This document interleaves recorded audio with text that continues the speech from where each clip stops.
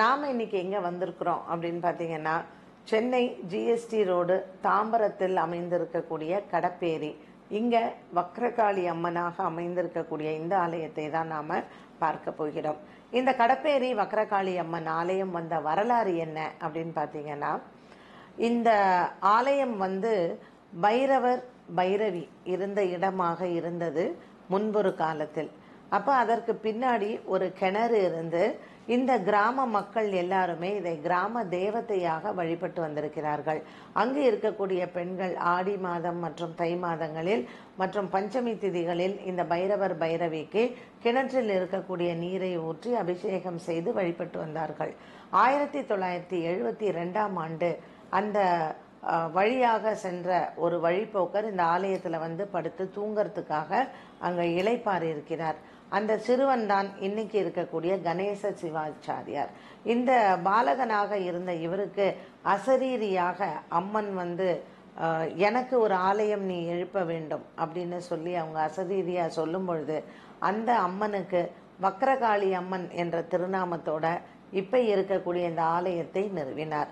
இந்த ஆலயம் இந்த வக்ரகாளி அம்மன் காப்பர், அதாவது செப்பு ராடுகளால, செப்புல இருக்கக்கூடிய அந்த கம்பிகளால் ஆன ஒரு சிலாரூபமாக இருக்கிறதுனால இங்க மந்திர பலங்கள் அதிகமாக இருக்கக்கூடியதாக சொல்லுகிறார்கள். ஸோ நீங்க எந்த மந்திரங்கள் இந்த அம்மனுக்காக செய்தாலும் அது உடனே அது கிரகித்து கொள்ளக்கூடிய தன்மை இந்த செப்பு ராடுகளுக்கு உண்டு.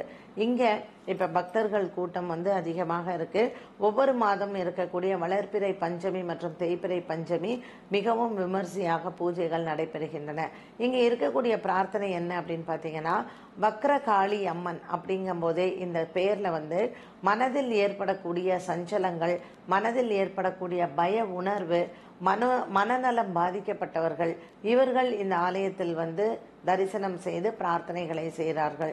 இந்த பிரார்த்தனை நிறைவேறியதும் இங்கு முக்கியமாக எலுமிச்சம்பழ மாலை தான் இங்கு அம்மனுக்கு உகந்ததாக இருக்கப்படுகிறது. 151 எலுமிச்சம்பழங்களால் ஆன இந்த எலுமிச்சம்பழ மாலையை அம்மனுக்கு சாற்றி தங்களினுடைய பிரார்த்தனையை நிறைவேற்றுகிறார்கள். அதோடு சேர்ந்து இங்க உளுந்து கருப்பு உளுந்தினால் ஆன வடமாலை அம்மனுக்கு சாற்றப்படுகிறது. இந்த வக்ரகாளி அம்மன் ஜாதகத்தில் ராகு கேத்து கோளாறுகள் இருப்பவர்களும் இந்த அம்மனை வழிபடுகிறார்கள். கருட பஞ்சமி, நாக பஞ்சமி மற்றும் இந்த காளிக்கு ராகு காலத்திலையும் மிகவும் பிரசித்தி பெற்ற பூஜைகள் நடைபெறுகிறது. அம்மன் ஆலயத்தில் முதலில் நாம விநாயகரை வழிபட வேண்டும். இந்த விநாயகரை வழிபட்ட பின்பு இந்த ஆலயத்தில் சந்திரமௌலீஸ்வரர் இங்கு நமக்கு அருள் பாலிக்கிறார். இந்த இரு தெய்வங்களும் இருக்கக்கூடிய இந்த வக்ரகாளி அம்மன் ஆலயம் இங்கு இருக்கக்கூடிய மக்களுக்கு ஒரு வரப்பிரசாதமாகவே அமைந்திருக்கிறது. இந்த அம்மன் திருமண தடை, குழந்தை பாக்கியம் இல்லாதவர்கள் மற்றும் மனதில் இருக்கக்கூடிய சஞ்சலங்கள், பய உணர்வு இது எல்லாத்தையும் நீக்கக்கூடிய ஒரு தெய்வமாக இந்த ஆலயத்தில் அமர்ந்திருக்கிறார்கள். வக்ரம் என்று சொன்னாலே நமக்கு மனதில் ஏற்படக்கூடிய ஒரு பயம் மற்றும் பீதி, இதை நம்மளிடத்தை நீக்கக்கூடிய ஒரு அம்மனாகத்தான் இந்த அம்மன் ஆலயம் அமைந்திருக்கிறது. இந்த வக்ரகாளி அம்மன் ஒரு காளி ரூபமாக இருந்தாலும் இங்கு இவர் சாந்த மூர்த்தியாகவே அமைந்திருக்கிறார். வக்ரகாளியை பார்க்கும் பொழுது நமக்கு மனதில் ஒரு அமைதி ஏற்படுகிறது. ஆகையினால் மனதில் ஒரு சஞ்சலங்கள் மற்றும் மற்றவர்களினால் நமக்கு ஏற்படக்கூடிய திருஷ்டி தோஷங்களுக்கும் இந்த ஆலயத்தில் நாம பரிகாரம் செய்து கொள்வது ஒரு சிறப்பான ஒன்றாகவே கருதப்படுகிறது. நம்மளுடைய வேலையில் செய்யக்கூடிய வேலை இடத்தில் இருக்கக்கூடிய பிரச்சனைகள் மற்றும் பெண்களுக்கு அவர்களினுடைய குடும்பத்தில் இருக்கக்கூடிய பிரச்சனைகள், மற்றவர்களால் ஏற்படக்கூடிய திருஷ்டி தோஷங்கள், இது அனைத்திற்கும் இந்த வக்ரகாளி அம்மனினுடைய ஒரு தரிசனம் நமக்கு ஒரு பெரிய வரப்பிரசாதமாகவே அமைந்திருக்கிறது. பஞ்சமி திதிகளில் இங்கு சென்று வக்ரகாளி அம்மனை வழிபாடு செய்து நம்ம பிரார்த்தனைகளை வைக்கலாம். பிரார்த்தனை நிறைவேறியதும் இங்கு இருக்கக்கூடிய சிவாச்சாரியார் நமக்கு இந்த பரிகாரங்கள் செய்யக்கூடிய உதவிகளையும் செய்து கொடுக்கிறார். எலுமிச்சம்பழ மாலை சாற்றி இவருக்கு அர்ச்சனை செய்வதும் மற்றும் அபிஷேகங்கள் செய்வதும், உளுந்து வடை செய்து இங்கு தெய்விக்கு அதை சமர்ப்பிப்பதும் இங்கு செய்யக்கூடிய முக்கிய பரிகாரங்களில் ஒன்றாகும். சென்னை கொசப்பேட் ஓட்டேரியில் இருக்கக்கூடிய சாய்பாபா மந்திர் தான். இந்த ஆலயம் செல்லப்பா முருதி தெருவில் அமைந்திருக்கிறது. நிறைய பாபா கோவில்கள் இருந்தாலும் கூட ஒவ்வொரு பாபா கோயிலுமே ஒரு தனித்தன்மை வாய்ந்ததாகவே அமைந்திருக்கும். ஸோ இங்கே என்ன ஒரு யூனிக் இது அப்படின்னு பார்த்தீங்கன்னா, ரொம்ப சின்ன கோவில் தான், ஆனால் பாபாவினுடைய முகம் ரொம்பவும் ஒரு பிரகாசமாகவும் பிரமிக்கத்தக்க வைக்க ஒரு அளவாகவும் அமைந்திருக்கிறது. இந்த சின்ன ஆலயத்தில் பக்தர்களினுடைய கூட்டம் பார்த்தீங்கன்னா தினந்தோறுமுமே அதிகமான பக்தர்கள் வரக்கூடிய ஒரு ஆலயமாக இந்த ஆலயம் அமைந்திருக்கிறது. இந்த ஆலயத்தில் ஒரு சிறப்பு இப்ப குழந்தை இல்லாதவர்கள் வேண்டுதல்கள், ஸோ நம்மளுடைய வேண்டுதல்கள் நிறைவேற்றக்கூடிய ஒரு பாபாவாக இந்த பாபா ஆலயம் இருக்கு. குழந்தை இல்லாதவர்கள் இங்க தொட்டில் கட்டுறாங்க. அதே மாதிரி இங்க அன்னதானம் ரொம்ப விசேஷமாக இருக்கு. பாபாவுக்கு பாத்தீங்கன்னா செய்யக்கூடிய அலங்காரங்கள், இப்போ ஒரு நமக்கு நவராத்திரி சமயம்னா அதற்கு தகுந்த அலங்காரம், சிவராத்திரினா அதற்கு தகுந்த அலங்காரம், இப்ப பொங்கல்னா அதற்கு தகுந்த அலங்காரம், இப்படி கிருஷ்ண ஜெயந்தினா அதற்கு தகுந்த அலங்காரம், ராமநவமிக்கு அதற்கு தகுந்த, ஸோ இறைவனினுடைய ஒரு பிரதிபலிப்பாக நம்ம இங்க சாய்பாபாவை பார்க்கலாம்.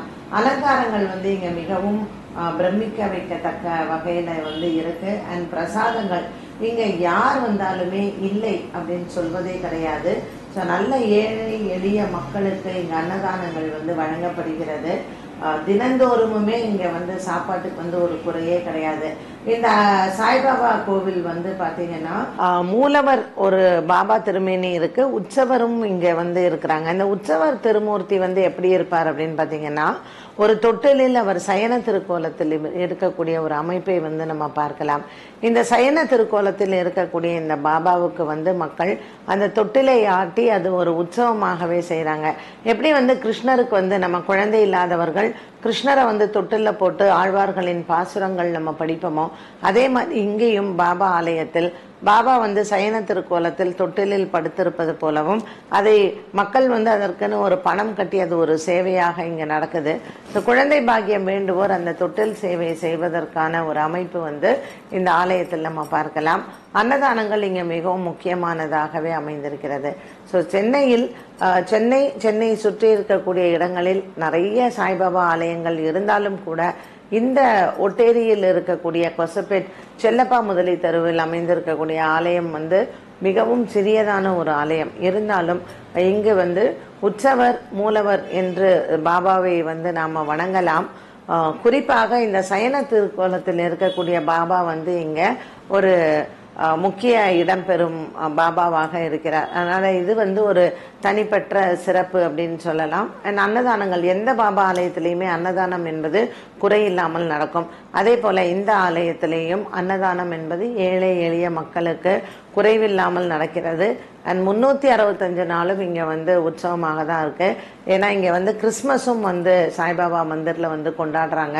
ஸோ எப்படி ராமநவமி செய்யறாங்களோ, கிருஷ்ண ஜெயந்தி பண்றாங்களோ, கிறிஸ்மஸ்க்கும் பாத்தீங்கன்னா இயேசு பிறந்த தினத்தையும் இங்க கொண்டாடுவது அப்படிங்கிறது ஒரு சமத்துவ கோவிலாக இந்த ஆலயத்தை நம்ம பார்க்கலாம். ஸோ இந்த சாய்பாபா ஆலயம் இனம், மதம், மொழி இதற்கு அப்பால்பட்டு ஒரு பொதுவான ஒரு ஆலயமாக நம்ம இதை பார்க்கலாம்.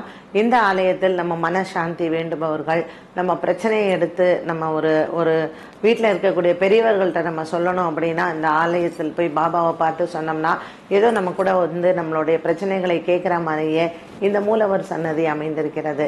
ஸோ இந்த ஆலயத்தினுடைய சிறப்பு அப்படின்னு தனித்துவம் சொல்லணும் அப்படின்னாலே இனம், மொழி, மதம் இதற்கு அப்பால்பட்ட ஒரு ஆலயமாக விளங்குகிறது.